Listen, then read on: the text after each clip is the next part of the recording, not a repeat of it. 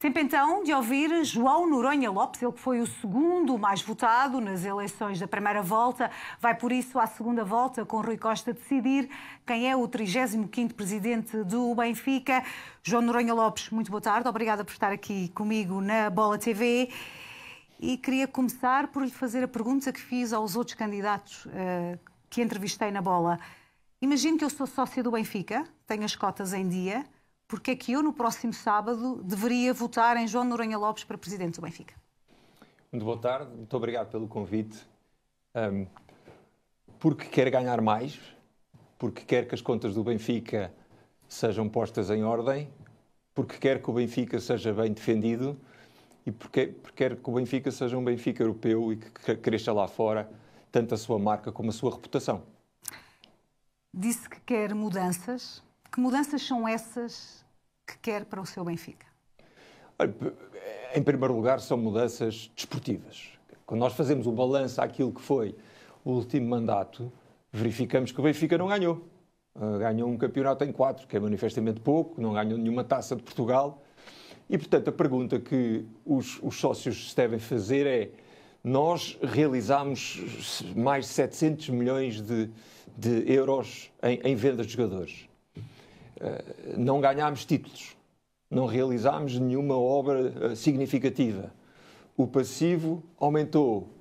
Para que é que foi este dinheiro? Esta é que é a grande pergunta.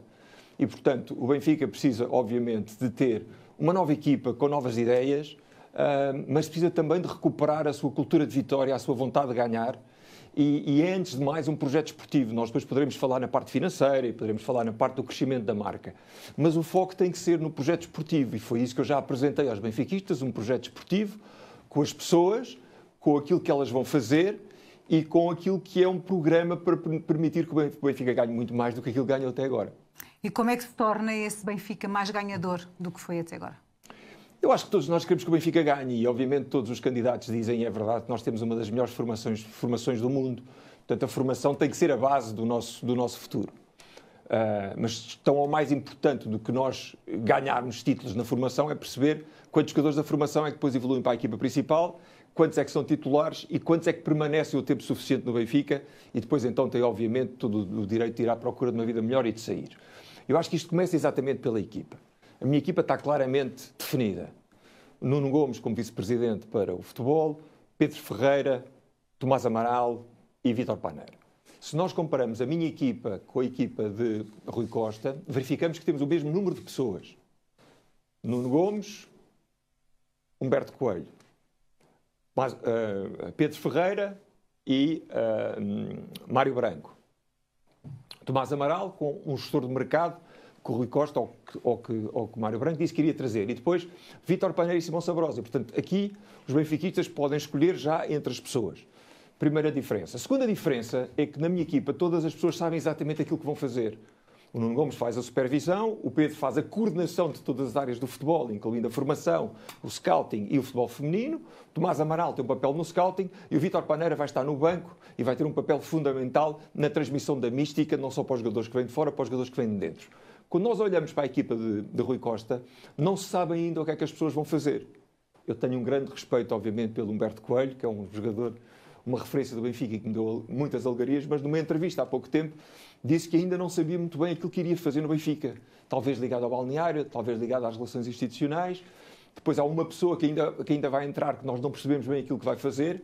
E, portanto, a diferença está nas pessoas, não só no seu perfil, mas no facto de elas terem trabalhado juntos, porque o Tomás já reportou ao Pedro, o Pedro já reportou ao Nuno, têm experiência na área da formação, têm experiência na área do scouting, estão muito mais enriquecidos agora por aquilo que for uma experiência internacional. O Nuno depois fez um curso de gestão desportiva, depois foi consultor da FIFA, o Pedro Ferreira foi para a Inglaterra e levou o Nottingham Forest a um dos lugares mais importantes das últimas décadas, nomeadamente aos lugares europeus, e portanto, as pessoas estão lá, sabem o que é que hão de fazer, sabem o que é que são as suas responsabilidades, e isto é fundamental para quê?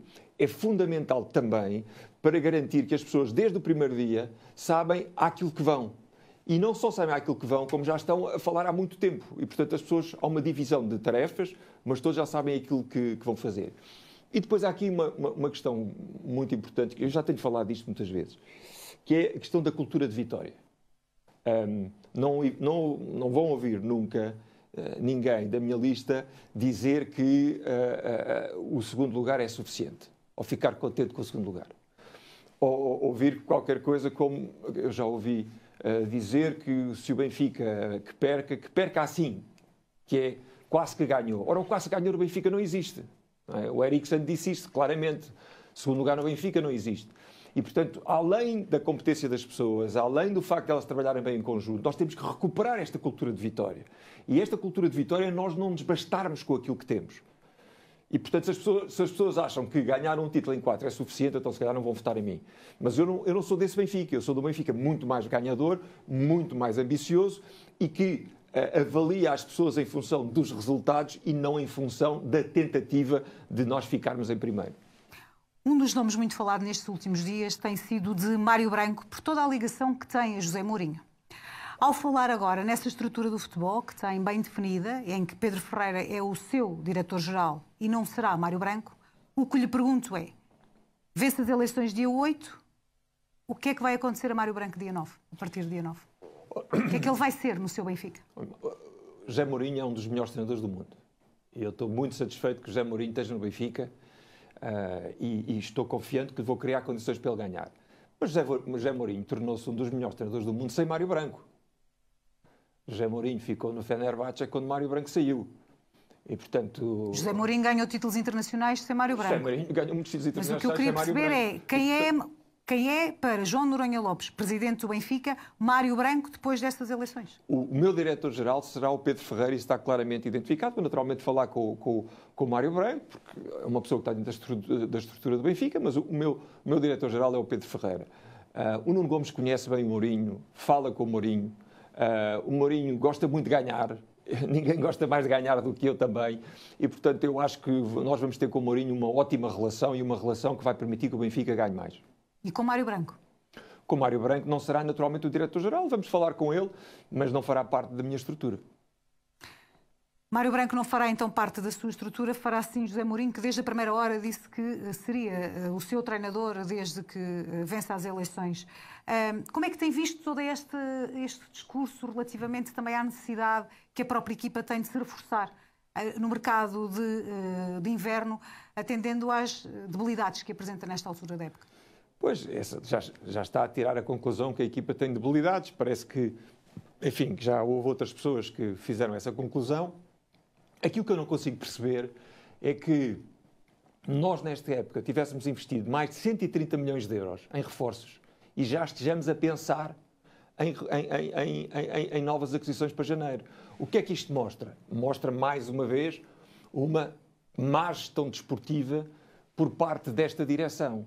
E repare, isto é uma questão que se repete, não é? Porque nós temos sucessivamente, já tivemos cinco treinadores durante estes 4 anos de mandato de Rui Costa. Já tivemos 2 treinadores que entram à 4ª ou à 5ª jornada e que vão começar com o plantel do treinador anterior. E agora estamos a falar depois do maior investimento sempre da história do Benfica, já temos que ir buscar reforços à equipa e, portanto, isto mostra a falta de rigor, a falta de planeamento desportivo, em que nós continuamos a gastar milhões e milhões e milhões, mas com esta desorganização e com esta instabilidade é impossível nós ganharmos. Se nós mudamos de treinador como quem muda de camisa, se estamos a pôr os treinadores a entrar à 4ª ou à 5ª jornada com plantéis que eles não escolheram, como é que nós podemos ganhar? Obviamente que não podemos. E, portanto, é mais uma revelação de que nós não aprendemos com os erros e que estamos a repetir os erros do passado. E todos nós cometemos erros na vida. Agora, se não aprendemos com eles, se voltamos a cometer os erros, é muito difícil ganharmos. Durante esta campanha também se falou de que tinha sido Nuno Gomes que indicou Roger Schmidt a Rui Costa para treinar o Benfica. Na entrevista que lhe fiz aqui na Bola, o Nuno confirmou precisamente essa ligação a Roger Schmidt. Deixa-o confiante esse olho que, enquanto empresário, teve para indicar um treinador que foi campeão no Benfica, ter alguém como o Nuno Gomes na sua estrutura para o futebol?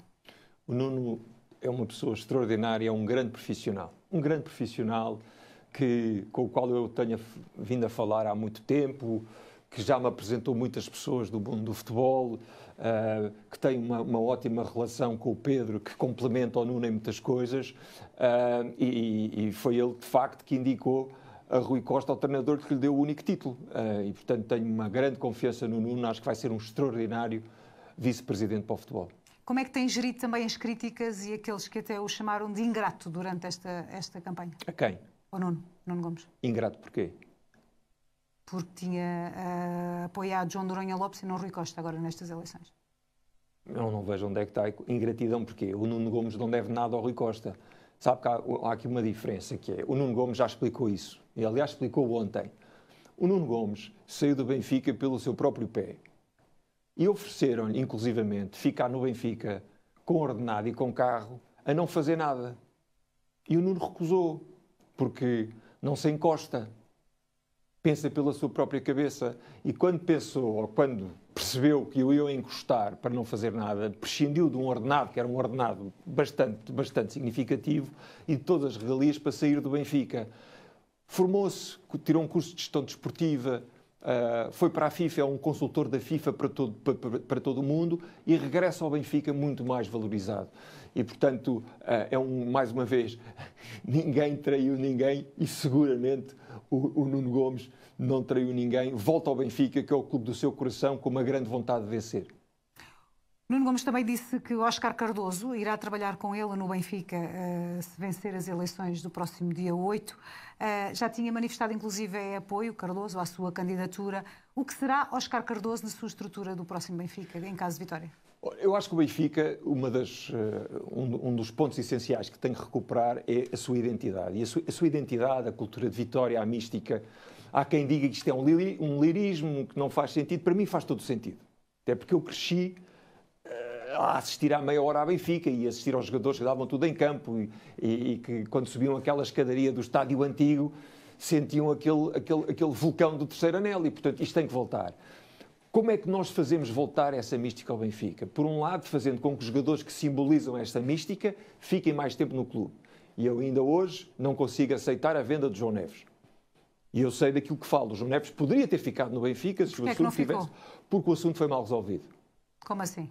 Porque na altura certa, ou seja, no final do ano, se tivesse havido uma aproximação ao João Neves, à sua família, ao seu empresário, oferecendo-lhe naquela altura o contrato que ele merecia, o João Neves teria ficado, até porque ele disse várias vezes que não queria sair do Benfica. Agora, se vamos deixando o processo enrolar e deixamos tudo para a última, obviamente que o jogador, depois, entretanto, começa a ter a cabeça no outro lado, principalmente se tem telefonemas do outro lado a dizer-lhe vem, porque tu vais ser parte do processo. E, portanto, o processo é mal conduzido, e é mal conduzido por uma razão, porque João Neves é vendido para tapar um buraco nas contas do Benfica.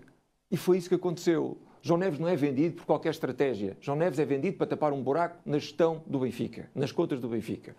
João Neves teria condições para ficar mais um ano no Benfica se tivesse havido habilidade na altura certa para o convencer. Poderia eventualmente ser capitão do Benfica por mérito e não por estatuto. E depois poderia sair naturalmente um jogador como o João Neves, que é um dos melhores médios do mundo, sairia do Benfica um dia, mas sairia do Benfica depois de mais uma época de afirmação na equipa principal e provavelmente com um título de campeão, que era aquilo que o João Neves provavelmente nos ajudaria a trazer. Ou seja, percebe que os jogadores que se destacam na equipa principal sejam vendidos, não quer que eles sejam vendidos antes do tempo que para si faz sentido?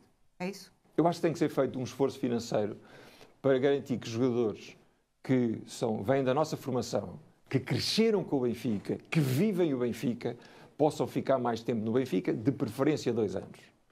E você vai me perguntar, isso é tudo muito bonito, oh, Noronha Lopes, como é que isso se faz?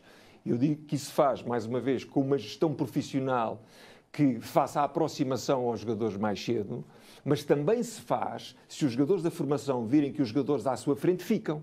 Ou seja, se eles perceberem que um jogador pode ser campeão no Benfica e que há um esforço grande para manter esse jogador, o jogador que vem atrás, o que é que ele anseia? Ser campeão no Benfica. Se ele vê que um jogador à sua frente é vendido à primeira oportunidade, o que é que ele vai pensar? Bom, é isso que eu vou tentar fazer. E, portanto, é importante que os jovens da formação queiram ser campeões no Benfica antes de ser campeões do outro lado. E é preciso criar condições para que isso aconteça. Mais uma vez, isso cria-se com a mística, cria-se com o exemplo, cria-se com o Vítor Paneira, que faz esta transmissão dos valores do Benfica para os jogadores da formação, faz-se com a presença de mais jogadores da formação a serem titulares na equipa principal e a ficarem durante mais tempo. E não é uma questão de dinheiro, repare, porque o João Neves saiu, por aquilo que nos foi dito, porque o Benfica precisava de ir buscar 50 milhões de euros. No ano seguinte, nós gastámos 130 milhões de euros. Neste ano, gastámos 130 milhões de euros. Portanto, como é que se percebe que estávamos desesperados para vender por 50 milhões e este ano temos 130 milhões para dar por outros jogadores? Não se compreende. Ou melhor, compreende-se porque estamos em ano de eleições. Mas nessa questão que lhe fiz de Óscar Cardoso e nesse desejo que tem de manter, gostava que me explicasse o que é que ele será no seu Benfica. Eu gostava muito de contar com ex-jogadores que pudessem acrescentar valor ao Benfica. O Cardoso é alguém que o Nuno Gomes conhece muito bem e acho que nos pode acrescentar valor, sendo colaborador na América do Sul, nomeadamente num trabalho de prospecção de jogadores. E, portanto, se este trabalho pudesse ser feito por antigas glórias do Benfica, que conhecem aquilo que é o Benfica, conhecem muito bem quem está à frente do futebol do Benfica, que é o Nuno Gomes, é um enorme orgulho ter o melhor marcador da história do Benfica a trabalhar connosco. Outro dos nomes que tem sido muito falado durante esta campanha é o de Bernardo Silva. O que gostava que me dissesse é, de todas as informações que tem, o que é que sabe quanto ao desejo de Bernardo Silva voltar ao Benfica? Quando é que ele gostava de voltar ao Benfica? O Bernardo Silva já disse muitas vezes em público que é voltar ao Benfica. Eu vou-lhe dar a mesma resposta que teria dado há um mês, porque não houve nenhuma mudança desde essa altura. O Bernardo Silva quer voltar ao Benfica, eu quero muito que ele volte ao Benfica. Acho que vale a pena fazer um grande esforço para trazer o Bernardo Silva para o Benfica e eu estou em condições de trazer o Bernardo Silva para o Benfica. Obviamente que nesta altura o Bernardo tem contrato com o Manchester City e, portanto, obviamente que não é um assunto para discutir agora, mas tenho uma grande convicção que o Bernardo voltará ao Benfica. Mas é uma situação que pode ser discutida a partir de janeiro? A partir de janeiro o Bernardo pode vincular-se a outro clube, mas eu acho que, mais uma vez, que repara, o Bernardo não é só um grande médio, é um jogador que vive o Benfica como eu, como os adeptos, que gosta muito do Benfica, que é um grande profissional e, portanto, mais do que um dos melhores médios do mundo, estamos a trazer um grande profissional e alguém que simboliza também aquilo que é a mística do Benfica. Um jogador como esses, acho que tem todo o sentido de voltar para o Benfica. O Benfica precisa de líderes como Bernardo Silva? Acho que o Benfica precisa de liderança em geral. Acho que a liderança tem que começar no presidente. E, portanto, acho que o Benfica, antes de mais, tem que ter um presidente que seja um líder. E um presidente que seja um líder é um presidente que escolha as pessoas, que motiva as pessoas e que guarda as melhores pessoas no Benfica. Infelizmente não foi isso que nós tivemos nestes 4 anos de Rui Costa. Nós tivemos saiu Domingos Soares de Oliveira, depois saiu Luís Mendes, depois saiu Jaime Antunes, depois a seguir sai a Fernando Seara em plena Assembleia Geral. E, portanto, quando assim é, o que é que isto quer dizer? Quer dizer que há um déficit de liderança. Quando nós não conseguimos guardar as pessoas, ou quando as pessoas saem porque uma delas, Luís Mendes, disse sair porque não consegui fazer aquilo que queria, há aqui claramente um problema de liderança. E, portanto, não tem a ver, obviamente, com uma avaliação pessoal de Rui Costa, mas tem a ver com a sua capacidade para escolher uma equipa, para reunir a equipa e para motivar essa equipa para continuar no Benfica. Se João Noronha Lopes tivesse o apoio público de Bernardo Silva, esse apoio público de Bernardo Silva poderia virar uma eleição. Tem toda alguma forma que houvesse esse apoio público do Internacional Português? Ouça, eu acho que os benfiquistas votam pelas pessoas e votam pelos projetos. Portanto, não acho que isso fizesse uma diferença nesta eleição. O Bernardo não assumiu nenhuma posição até agora e eu entendo perfeitamente. Acho que as grandes figuras do Benfica têm todo o direito à sua opinião, mas, mais uma vez, acho que os sócios decidem individualmente. Falou aí da importância também de ter as referências também para a formação. Que impacto tem a formação no seu projeto para o Benfica? É absolutamente fundamental. Absolutamente fundamental. Nós temos, de facto, uma das melhores formações do mundo e temos que, obviamente, reconhecer os méritos a quem fez, a Luís Filipe Vieira, ao qual eu faço muitas críticas, como sabe, concorri contra ele, mas reconheço aquilo que ele fez na formação. Portanto, a formação tem que ser a pedra basilar da nossa evolução. Todos os candidatos dizem isso. Agora, mais uma vez, é preciso... A diferença faz-se nas pessoas e na maneira como as pessoas trabalham em conjunto. E é exatamente isso que eu trago para o Benfica. E, portanto, eu posso lhe falar aqui de todas as ações que nós temos. Nós temos um plano de formação individual para os jogadores. Nós sabemos que na área da formação também temos que investir nas infraestruturas para criar melhores condições ainda no Seixal. Temos que pagar melhor aos técnicos da formação. Há técnicos da formação que ganham 500 euros. E por isso saem para outros clubes. E, portanto, há muita coisa que podemos fazer na formação. Mas depois a diferença são as pessoas que podem concretizar isto. E na minha equipa, eles passaram pela formação. O Pedro Ferreira passou pela formação. Conhece a formação muito bem. Foi ele que identificou o João Félix, por exemplo. Depois passou pelo scouting, onde identificou o Enzo Fernandes, por exemplo. E, portanto, são pessoas que conhecem muito bem a formação, conhecem os cantos à casa, sabem onde é que hão de ir, ainda tem muitas pessoas que conhecem lá dentro e podem valorizar essa formação e dar a José Mourinho condições ainda maiores para que ele possa utilizar os jogadores da formação. O que é que lhe tem parecido? As análises que José Mourinho tem feito, essa forma, como os candidatos também, agora no caso de João Noronha Lopes e do Rui Costa, têm falado sobre ele, principalmente no debate, em que ele elogiou e agradeceu até a forma com que abordaram a pessoa dele. Eu, quando vejo o José Mourinho, eu acho que o José Mourinho eu gosto de sentir isto, eu acho que ele está contente de estar no Benfica. Vê-se que ele está contente. Ainda hoje li que foi para o Seixal, foi ver os jogos da formação, e eu fico muito satisfeito de ver que o José Mourinho está contente no Benfica. O Benfica fez uma grande segunda parte contra o Guimarães, portanto acho que a equipa está a crescer. E gosto de ver o José Mourinho assim, gosto de ver o José Mourinho a comunicar, gosto de ver o José Mourinho a puxar pelos jogadores e estou confiante de que com o José Mourinho nós podemos ser campeões. Tem muitas pessoas identificadas para o seu Benfica de futuro. O que lhe pergunto é, conta também com aqueles que estão no Benfica no dia de hoje? Já me disse que não conta com Mário Branco, mas conta com outros funcionários do Benfica ou a sua ideia é chegar ao Seixal e fazer uma limpeza? Com certeza que conto. Eu falo com muita gente do Benfica. Há muita gente do Benfica que vem falar comigo. E aquilo que eu digo aos funcionários do Benfica é que comigo os funcionários vão ser valorizados sempre. Não vão ser valorizados só no ano de eleições. Há muita gente boa a trabalhar no Benfica, mas que estão neste momento desmotivados. E estão desmotivados porquê? Porque não veem um rumo. Porque sentem que os departamentos não comunicam entre eles. Porque não percebem as decisões. E, portanto, uma das coisas que eu tenho feito bem na vida é trabalhar com pessoas, criar perspectivas de carreira, criar planos de desenvolvimento profissional.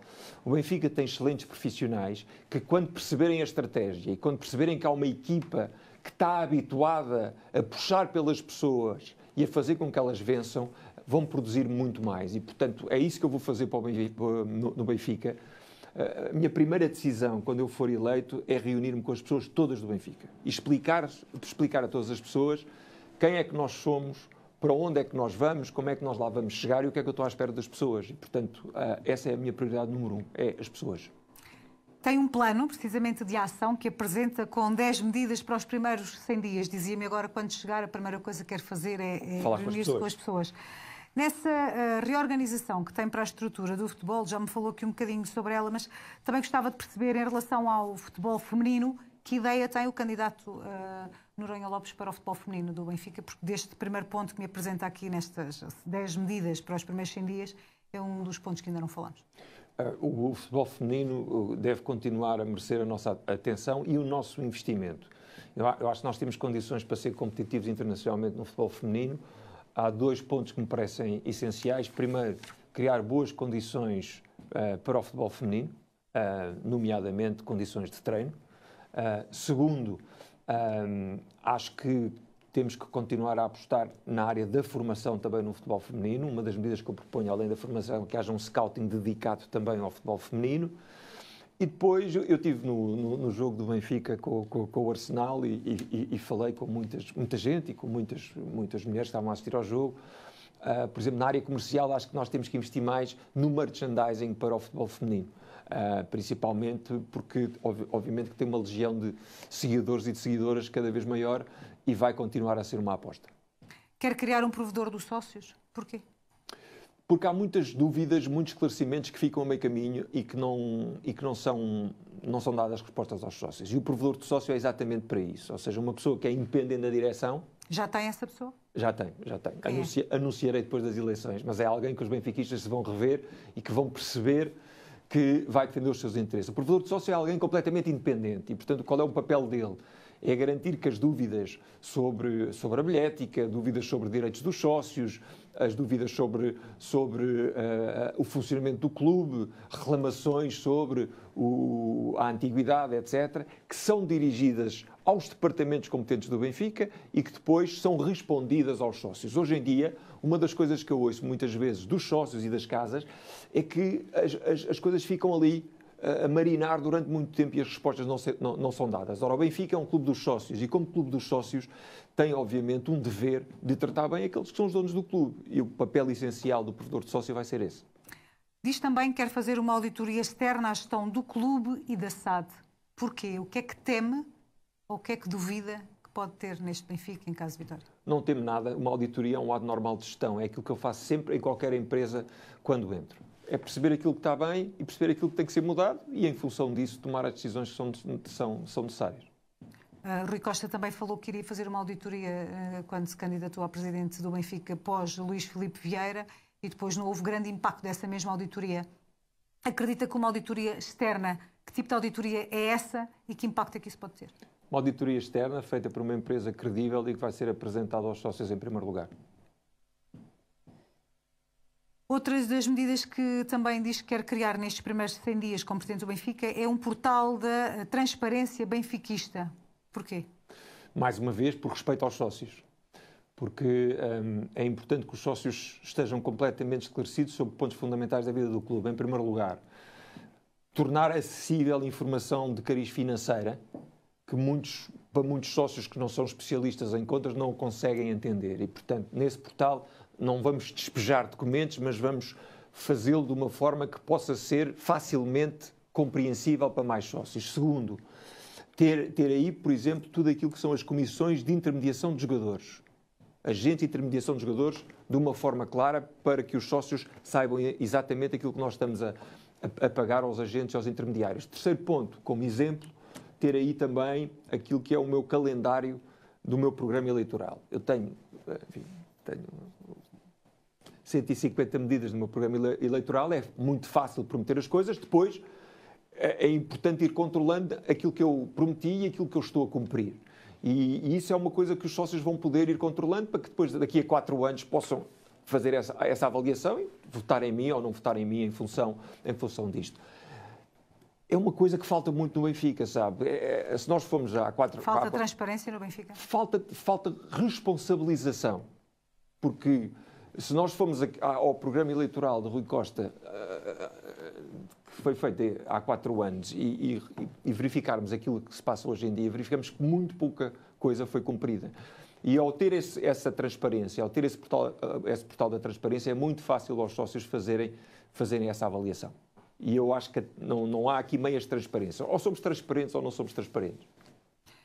Olhando para essa falta de transparência de que fala no Benfica de Rui Costa, como é que avalia aquilo que foi a presidência de Rui Costa até agora? Faço uma avaliação negativa, porque senão não me candidato. Não me candidatava. Obviamente que a avaliação é negativa. Eu acho que aqui a avaliação... Não estamos aqui a avaliar o Rui Costa jogador, não estamos aqui a avaliar o Rui Costa benfiquista. Aquilo que nós estamos a avaliar é se o Rui Costa foi ou não um bom presidente. E, portanto, o que os benfiquistas têm que perguntar mais uma vez é: estou contente com o estado das coisas hoje? É este Benfica a ganhar que eu quero ou a não ganhar? É um Benfica que está a ser bem defendido perante os nossos adversários? É um Benfica que realizou alguma infraestrutura? Se a resposta for sim, então, obviamente, esses serão os eleitores do Rui Costa. Se não estão satisfeitos, se querem uma mudança, então essa mudança é personificada por mim. Deixa-me só dizer 2 coisas que eu acho que é importante. Uma das coisas que Rui Costa faz é tentar com que os benfiquistas se esqueçam daquilo que Rui Costa foi enquanto presidente. O Rui Costa candidato quer fazer esquecer aquilo que foi o Rui Costa presidente. E o Rui Costa presidente, durante estes 4 anos, de facto não apresenta resultados. e depois está sempre a responsabilizar os outros por aquilo que não conseguiu. Eu dou-lhe um exemplo. O Rui Costa diz que herdou um plantel envelhecido e com muitos jogadores. Ora, quem é que era o vice-presidente para o futebol que lhe deixou este plantel com estas condições? Foi Rui Costa. E, portanto, mais uma vez, o Rui Costa candidato quer fazer esquecer aquilo que foi o Rui Costa presidente. E o Rui Costa presidente quer que os sócios não se lembrem daquilo que foi o Rui Costa diretor desportivo. Há que assumir as responsabilidades e não enganar os sócios atirando para o ar promessas e mais promessas de quem não conseguiu cumprir durante estes 4 anos enquanto presidente. E porquê que pensa que o Rui Costa faz isso? Porque é pela forma que tem de comunicar, tem uma forma de comunicar mais direta e mais objetiva do que aquela que alguns têm acusado João Noronha Lopes de não ter tido durante esta campanha? Não, mais uma vez, eu estou a fazer uma avaliação do Rui Costa enquanto presidente. Não estamos aqui a fazer uma avaliação pessoal. E esta avaliação que eu faço de Rui Costa é uma avaliação objetiva. Um presidente que ganha um campeonato em 4 não é um presidente que ganha a Benfica. Um presidente que não faz uma única infraestrutura, que promete uma cidade das modalidades, que nunca saiu do papel e que agora diz que vai fazer um Benfica District, obviamente, a pergunta que os sócios fazem é como é que alguém que não fez sair do papel a cidade das modalidades vai agora fazer um investimento enorme no Benfica District. Um presidente que não tem a capacidade de defender o Benfica perante as outras instâncias do futebol português, obviamente, porque é que daqui para a frente vai fazer?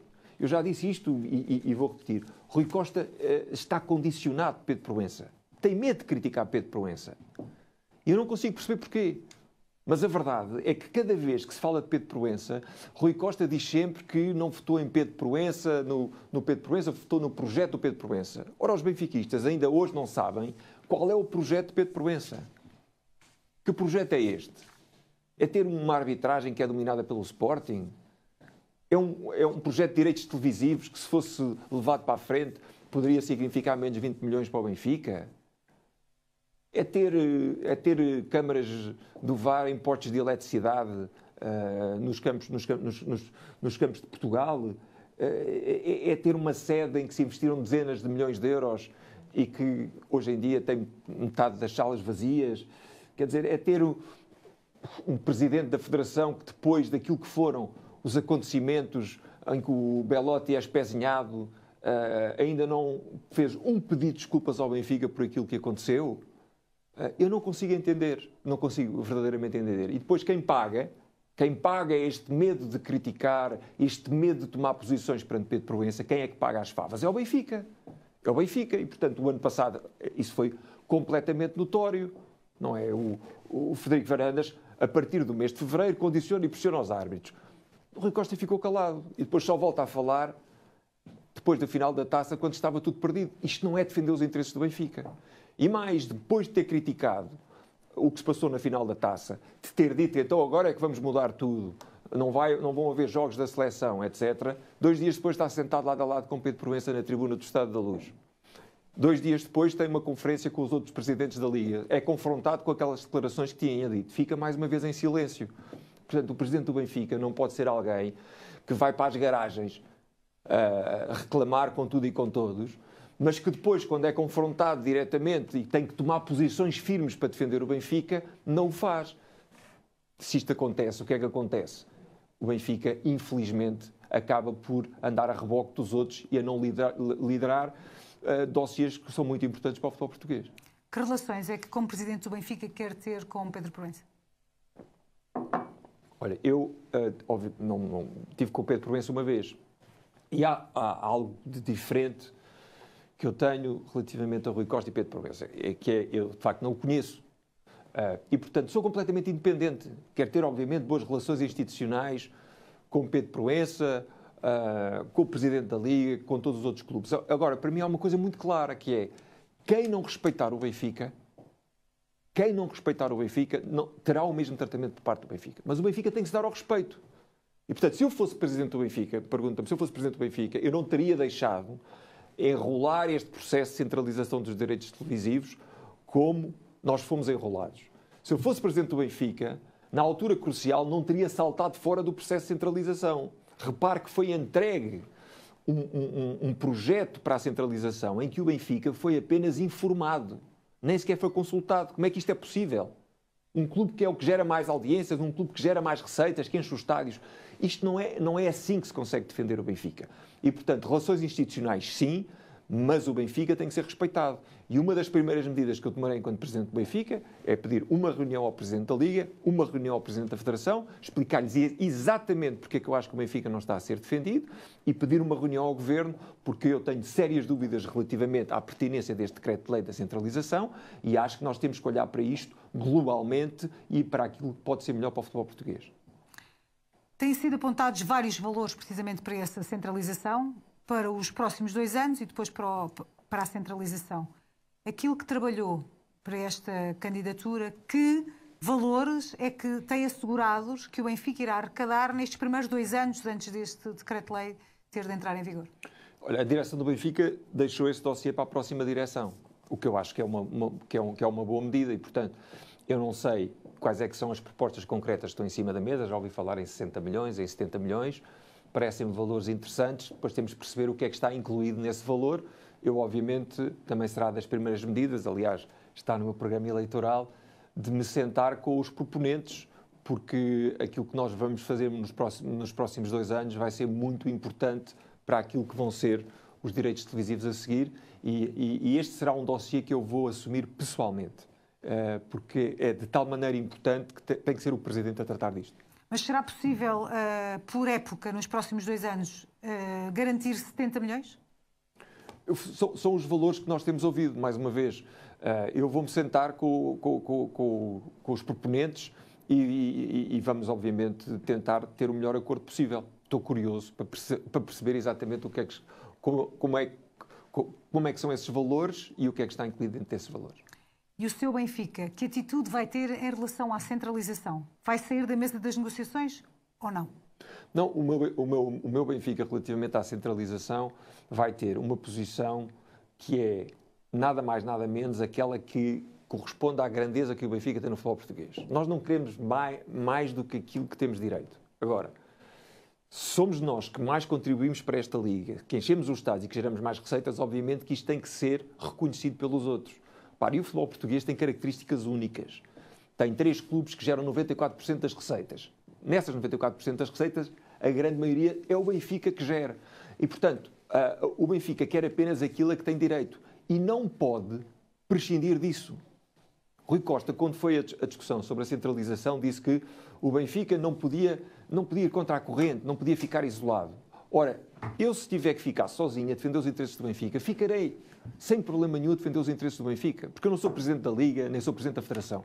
Sou Presidente do Benfica. E, portanto, é preciso firmeza para defender os interesses do Benfica e é isso que eu garanto aos benfiquistas. Comigo eu serei firme, porque tenho essa independência, porque não devo nada a ninguém e porque não tenho que me preocupar com quaisquer questões laterais, mas apenas em proteger os interesses do Benfica. Vou-lhe dar este copo de água, porque já acabou com o seu. Vamos fazer uma Muito troca obrigado. os dois. Fazemos uma troca. Acontece. Vou fazer aqui só o enquadramento. João Noronha Lopes, gostava também que me dissesse como é que assistiu quando Rui Costa disse que João Noronha Lopes vendia a banha da cobra. Mais um ataque pessoal do Rui Costa. Rui Costa faz-se de vítima, mas depois os ataques pessoais partem sempre dele ou da sua candidatura, não é? Rui Costa nestas eleições tem apenas uma estratégia, é fazer-se de vítima e fazer-se de esquecido. E depois envereda por esses ataques pessoais. Olha, vender a banha da cobra é dizer que os benfiquistas podem dormir descansados com as contas. Não é verdade. Rui Costa chegou a dizer esta coisa extraordinária, que é que os benfiquistas que não se preocupem porque o próximo exercício já está feito. Como é que alguém, nesta altura, pode dizer que o próximo exercício já está feito se nós não sabemos ainda quanto dinheiro é que vamos receber da Champions? Neste momento recebemos 0. Temos 0 pontos. Quanto é que vamos ter que vender jogadores, sim ou não? Quanto é que vamos fazer das receitas comerciais? Portanto, como é que se pode dizer isto? Isto é que é vender a banha da cobra.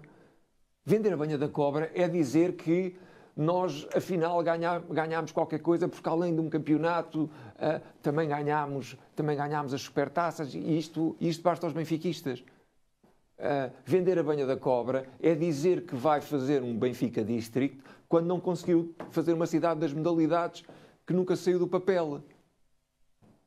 Percebe? Isto é que é estar a enganar os benfiquistas, e os benfiquistas têm que estar atentos, não é àquilo que se diz, mas àquilo que se faz e àquilo que não se faz. E, do ponto de vista desportivo, o grande legado desportivo de Rui Costa é o bicampeonato do Sporting. João Noronha Lopes tem falado muito de mudança. Os outros 4 candidatos, para além de Rui Costa, que se candidataram na primeira volta às eleições do Benfica, também falavam de mudança. Muito se falava naquelas tão badaladas projeções que iria ganhar. O que lhe pergunto é porque é que essa mensagem da mudança não aconteceu como esperava e o que é que falhou? Ou seja, tem sentido dificuldades em passar a sua mensagem aos benfiquistas? Eu respeito muito em democracia aquilo que são os resultados, obviamente os resultados das eleições e, portanto, o que eu vou ter que fazer é trabalhar mais e explicar melhor e chegar a mais pessoas. Mas há uma coisa que é preciso ser dita, que é, há quase 60% dos benfiquistas que querem a mudança. Há 60%, quase 60% dos benfiquistas que querem uma mudança. E, portanto, não estão contentes com isto. Não estão contentes... Pois há quem diga que há 70% dos eleitores que não votaram em João Noronha Lopes. Mas as contas não se podem fazer assim, porque as contas fazem-se numa eleição presidencial. O que nós estamos a avaliar é a atuação do incumbente. E essa atuação não é aceitável para quase 60% do eleitorado. Compete-me a mim ir buscar esses votos. E é isso que eu estou a fazer. Tenho recebido grandes manifestações de apoio de pessoas que não votaram em mim, porque não se revêem, mais uma vez, nestes 4 anos. Eu repito isto, se os benfiquistas têm que se fazer, a pergunta é, o Benfica está a ganhar aquilo que é ganhar à Benfica, de acordo com a sua história? O Benfica está melhor nas contas, a bater o passivo? O Benfica realizou algum investimento nas infraestruturas? Nada. E, portanto, se isto não acontece, nós não podemos estar a fazer uma avaliação de 4 semanas. Temos que estar a fazer uma avaliação de 4 anos. E depois temos que olhar para as pessoas e para as listas e dizer assim, bom, vamos lá então ver quem é que tem mais condições para fazer esta mudança. Vamos lá ver quem é que já teve a oportunidade para fazer esta mudança. Rui Costa teve condições extraordinárias para fazer a mudança. Foi eleito por 85% dos benfiquistas. Eu não votei nele, mas torci para que ele fosse um bom presidente. Mas não o foi. Ficou com as mesmas pessoas que lá estavam, não fez alterações fundamentais, enfim, gastou 400 milhões de euros em jogadores, mudou de treinadores todos os anos, não ganhamos nas modalidades, a situação financeira está muito pior do que a situação financeira que existia e é preciso que os benfiquistas percebam isto. Mas Rui Costa diz que Noronha Lopes deve dormir descansado com a situação financeira do Benfica. Eu não durmo, eu acho que ele também não deveria dormir. Isso é que é vender a banha da cobra. Vamos lá ver uma coisa. O Benfica tem uma situação financeira que é melhor que a do Porto e a do Sporting, claramente. E, portanto, obviamente que isso é positivo. Agora, se o Benfica todos os anos perde 15 milhões de euros, terá muita dificuldade em ir pagando a dívida e em reter mais tempo os seus jogadores. E, portanto, o que é que nós temos que fazer? Antes de mais, do ponto de vista financeiro, nós temos que resolver esta situação das receitas e das despesas correntes. Como é que nós fazemos isto? Em primeiro lugar, temos que cortar custos. Não é no futebol. O futebol não tem que gastar menos. O futebol tem que gastar melhor. Temos que cortar custos. E nós sabemos que os custos aumentaram. Repara, os fornecimentos e serviços externos entre o clube e a SAD aumentaram para 100 milhões de euros. E como é que nós fazemos isto? Cortando alguns custos, mas fazendo crescer receitas. O futuro não se resolve só a cortar custos. E, portanto, temos que ter sucesso desportivo, porque as receitas da Champions representam entre 30% a 40%. Temos que ter um bom contrato de direitos televisivos. E depois temos que fazer crescer as receitas comerciais não à conta dos sócios individuais.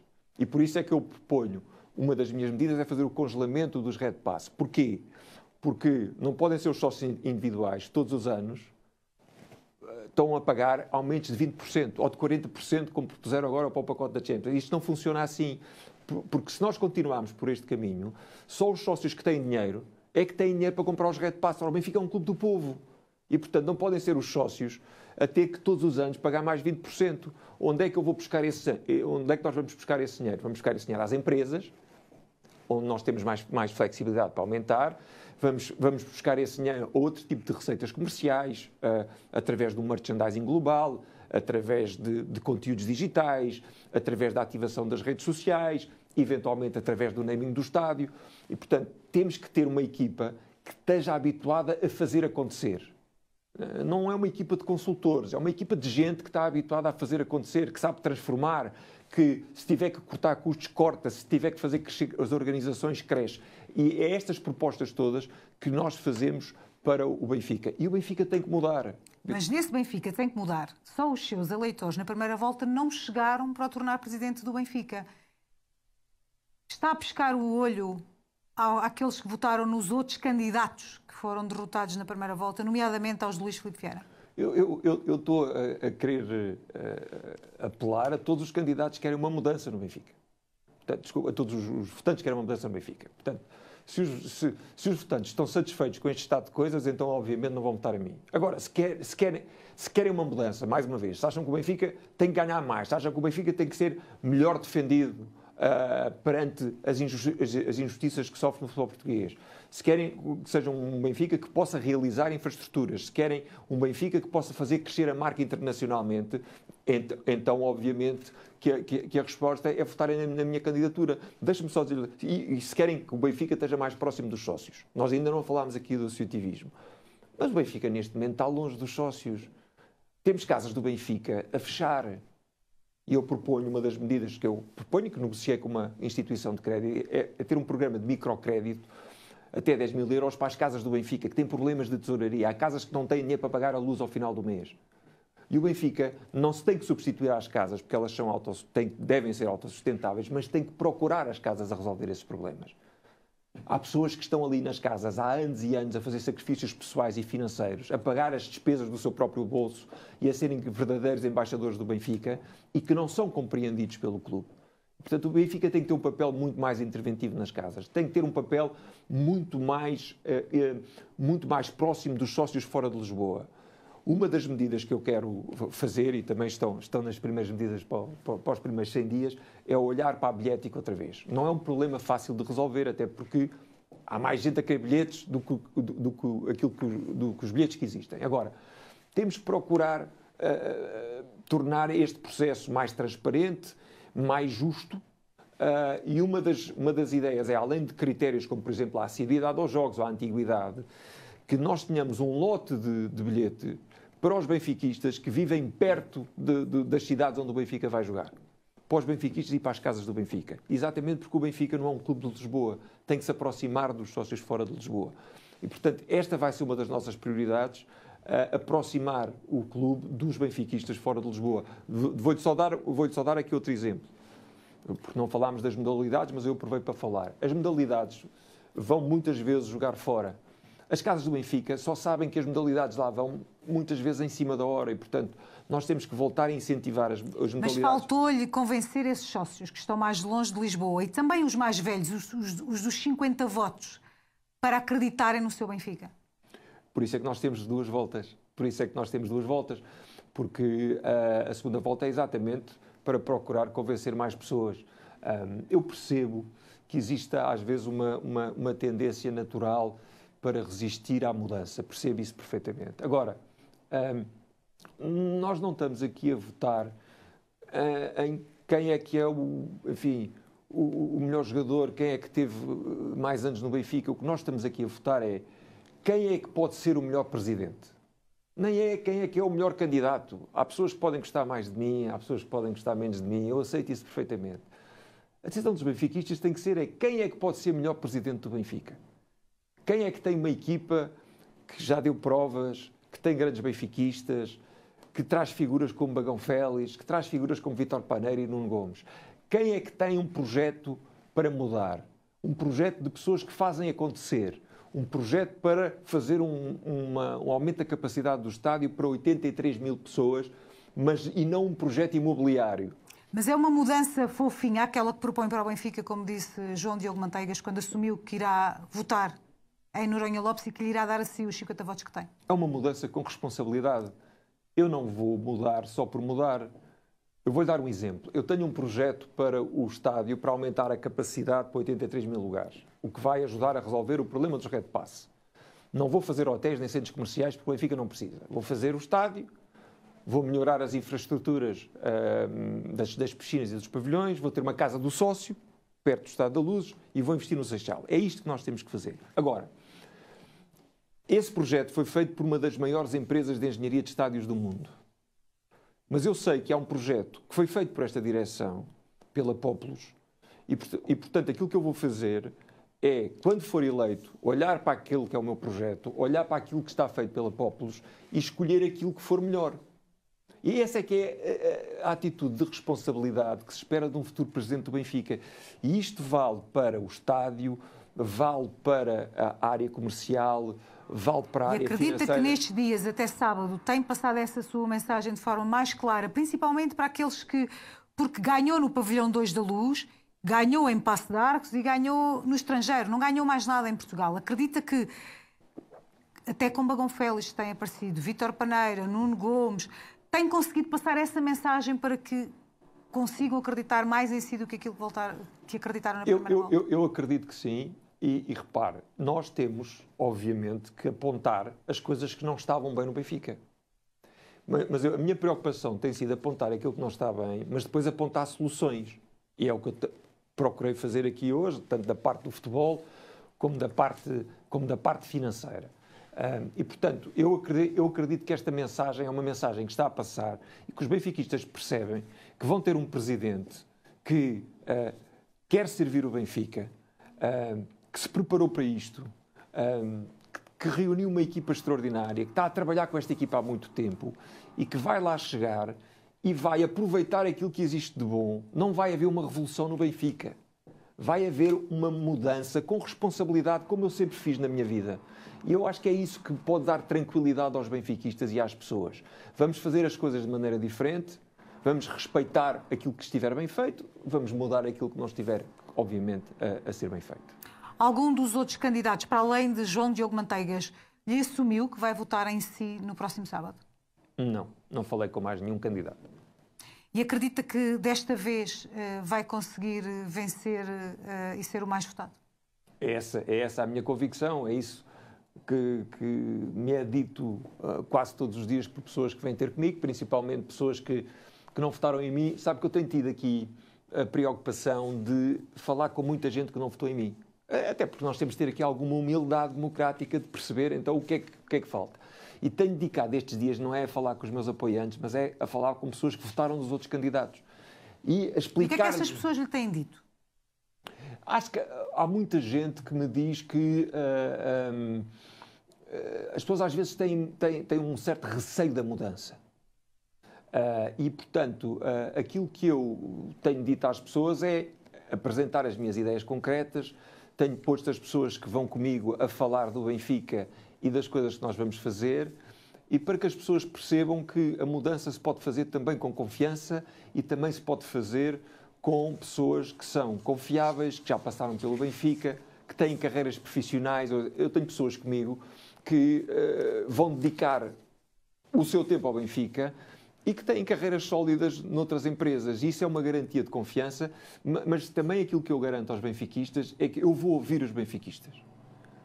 E vou ouvir os benfiquistas, não só benfiquistas que já lá tiveram, como os sócios. É isso que eu faço, por exemplo, quando vou às casas de Benfica.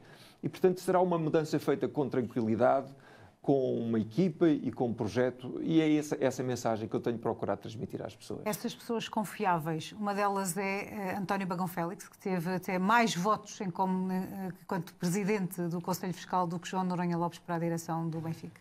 O António Bagão Félix é alguém que eu tenho muito orgulho em ter convencido. Mas surpreendeu, de alguma forma, esse carinho e essa confiança que os benfiquistas votaram nele? Não me surpreendeu. O António é um grande benfiquista.